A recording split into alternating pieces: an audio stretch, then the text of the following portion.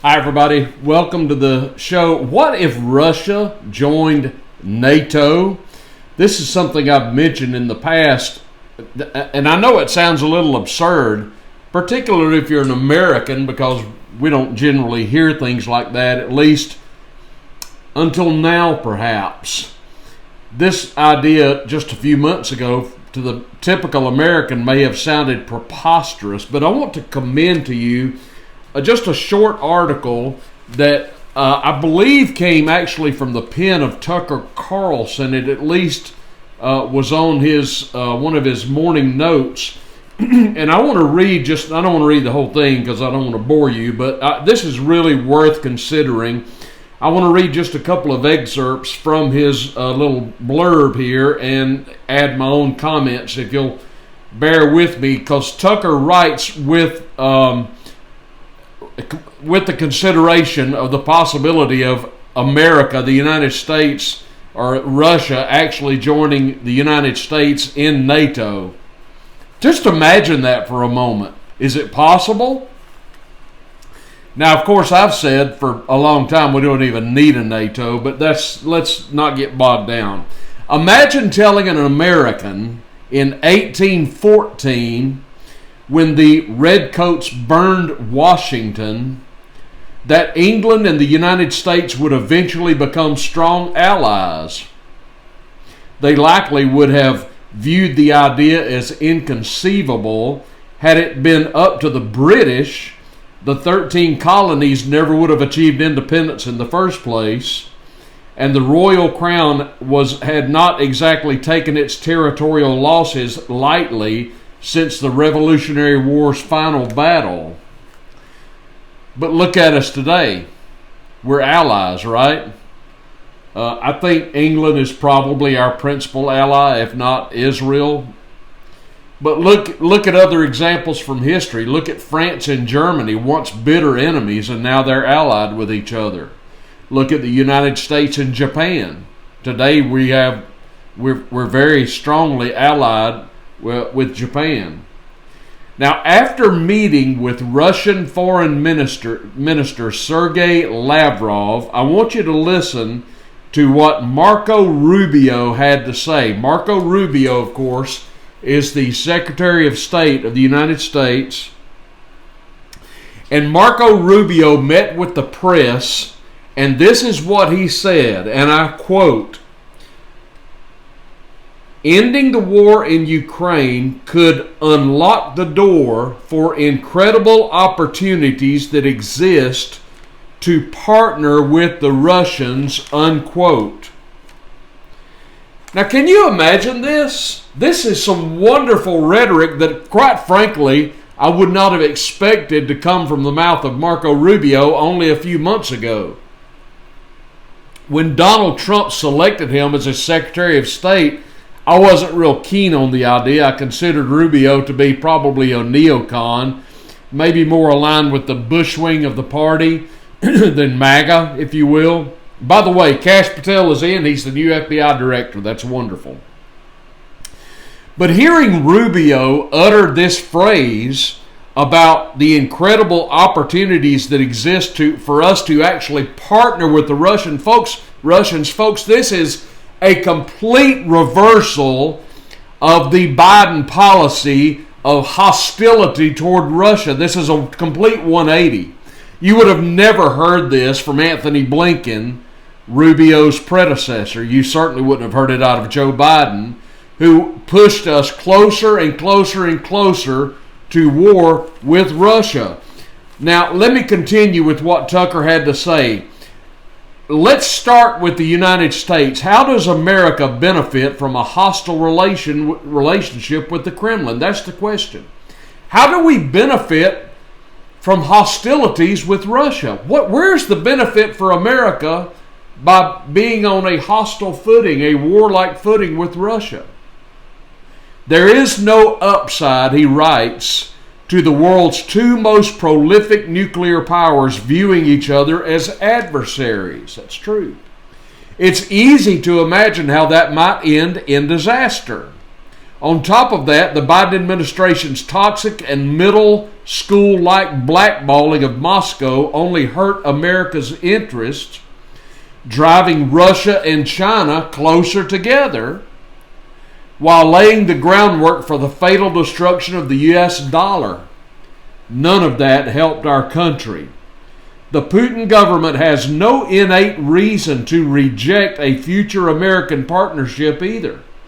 Unlike its predecessors, the Trump administration is signaling a willingness to break free from Washington's predetermined Russia bad, Putin evil philosophy, which could yield a significant shift in the West's collective foreign policy. If NATO stood down and honored its decades-old pledge to stop expanding eastward, Moscow would have no reason to continue the bloodshed in Eastern Europe. That would liberate the Russians from legitimate fears about their territorial integrity and do the same for Ukraine. Everyone except America's foreign policy establishment would win. Is this just not common sense? Oh, what a breath of fresh air this is. Speaking of NATO, what if Russia joined the alliance? Do you realize Bill Clinton actually floated this idea back in the 90s? It's true. Bill Clinton actually floated the idea of Russia joining NATO. And Putin back then was open to it. Such a partnership would conclusively achieve the purported original goal of ensuring peace between Russia and the West. That's the point. Serving as a final victory in one of history's most dangerous disputes, if both parties engaged in good faith and honored their commitments, would there be any downside? I think not. Having a conversation about this idea sounds like common sense to us, but you'd be looked at like you had three heads if you suggested it in Washington. Why is that? It's almost as if America's ruling class actively wants war, viewing a functional relationship with the Russians in a negative light simply because it would mark an end to their years of profiting off unnecessary global chaos. Take their reaction to Donald Trump's nuclear disarmament idea as proof. Tucker Carlson just nailed it. Where is the profit for the United States to be hostile with Russia? There is none. Where is the profit if we could actually be allied with Russia? It is exponentially unlimited, and there is no reason for us not to be allies. As you may know, since 1991, in the fall of the old communistic Soviet Union, we had the perfect opportunity to hit the reset button with Russia, the new burgeoning reformed nation, largely Christian nation of Russia, and we just completely fumbled the ball. Why is that? I maintain it is because the neocons in the Republican Party and their allies in the Democratic Party saw the opportunity, the political opportunity, and the financial opportunity to keep Russia as an enemy. In other words, we create this big bad boogeyman, and we can profit off of this. Folks, if there is no reason why we cannot be allied with Russia and have mutual partnerships, economic alliances with them. I mean, it would issue, and Trump talks about America entering a golden age. This would be a golden age for the whole world, with America and Russia working hand in hand as allies. Where's the downside? Why could this not work? Can anybody give me one reason why we should be on a war footing with Russia? And you can't say Ukraine because, folks, it's none of our business. It's not even on our continent, for heaven's sakes. We've got our own problem with invasions on our southern and northern borders. which, thank God, Trump is finally getting a handle on. It makes no sense for us to get involved with the Ukrainian mess when we've got our own domestic issues to deal with. I mean, I know that this is redundant and repetitive, and most of you watching me understand this, but it is simply maddening that Joe Biden's response to every American problem was to send money to Ukraine. What? How does that help us? And all that Biden would tell us is Putin bad. Well, okay. Even if he is bad, what has that got to do with us? The fact of the matter is Putin is not bad. There was a bad guy there, and it was the then occupant of the White House and his ilk, Victoria Nuland, Anthony Blinken, Hillary Clinton, Barack Obama. There's your bad guys right there. You have been lied to, if you're an American, for years about Russia. You've been lied to by political leaders. You've been lied to by religious leaders, particularly in the evangelical world, who identify Russia as being the great Satan. They are not. If you simply study the history of Christianity, it will open your eyes to what Russia is all about and her contribution to Christianity. Russia is full. Her holy grounds are full of the blood of Christian martyrs. Christianity actually first came to America via Russia. Whether you believe that or not is true. Through Alaska in the 1700s with Saints Herman, Saint Innocent, Saint Peter the Alute. That's where the gospel first came to America. It wasn't with the Puritans or the Pilgrims. It was with Russian saints. It's true. All right, let me move on. I hate to even talk about this because it's gut-wrenching. But, you know, a lot of you first came to my channel a couple of years ago because you were looking for news about the now martyred Gonzalo Lira, this journalist, this American citizen who was basically killed in prison, in a Ukrainian prison. And like many of you, I had a keen interest in the Gonzalo Lira saga. And as I began to talk about Gonzalo on my channel, that caused my channel to grow, and of course it did not end well. But there was a little article that was written by a man by the name of Jean-Francois Gariepi, and I may be butchering his name. It's Jean-Francois Gariepi, who is a Canadian biologist. He has a PhD in biology, and he is also a journalist, and he claims to be the last person that Gonzalo Lira called before his murder in the Ukrainian prison. And I want to read for you the words of Jean-Francois Gariepi, who gives us this account about the late hero Gonzalo Lira. I thought many of you that watch my channel would be interested in hearing this. I just read this today. I had not heard of this before, pardon me. But I want to relay Jean-Francois's message to you so that you'll have a little more information about the last days of Gonzalo Lira. This is what Jean-Francois writes, and I quote, "I was the last person Gonzalo Lira called before he got arrested and died at the hands of the Ukrainian war regime. He sent me a direct message and we went into a Zoom call. He was in a small room, extremely nervous, smoking one cigarette after the other. I had never seen so directly the mental effect that physical torture and extortion can do to a man.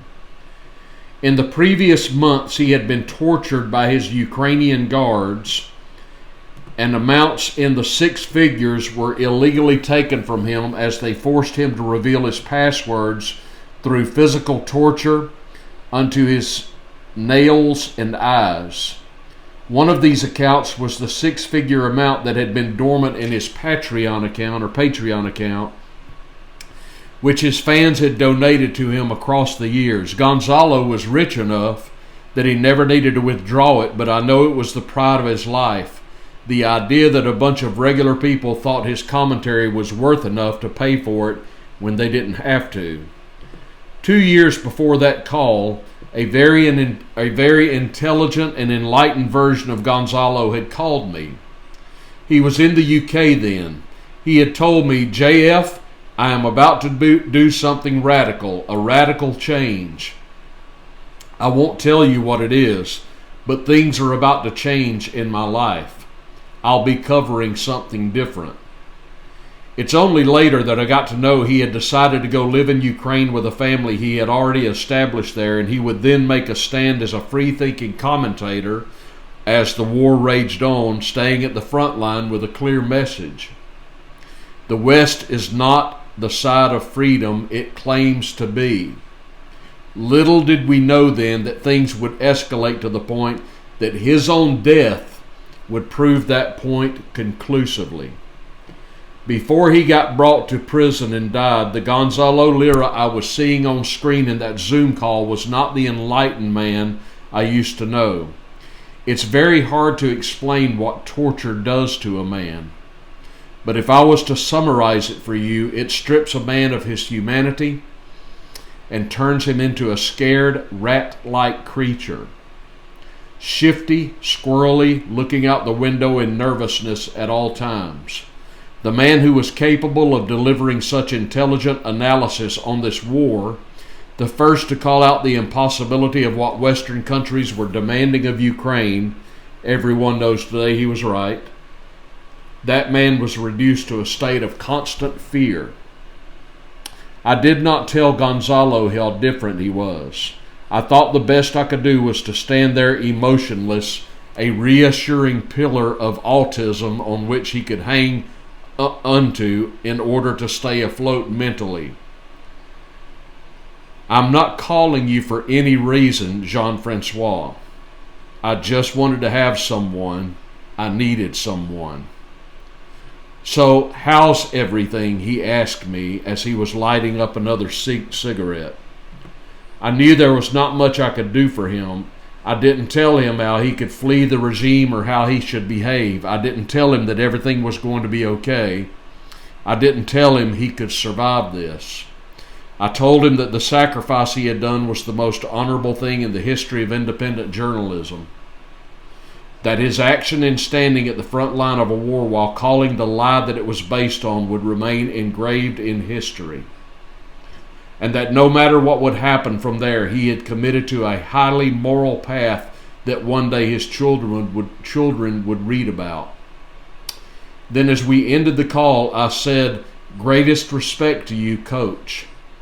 Hopefully the new U.S. administration with Trump and Elon Musk ends up understanding his message, that any money sent to Ukraine's way is not only a waste, it is an active investment into corruption and death. That the corruption does not lie only on the Ukrainian side, that it lies in the Blinkens and Newlands of our side.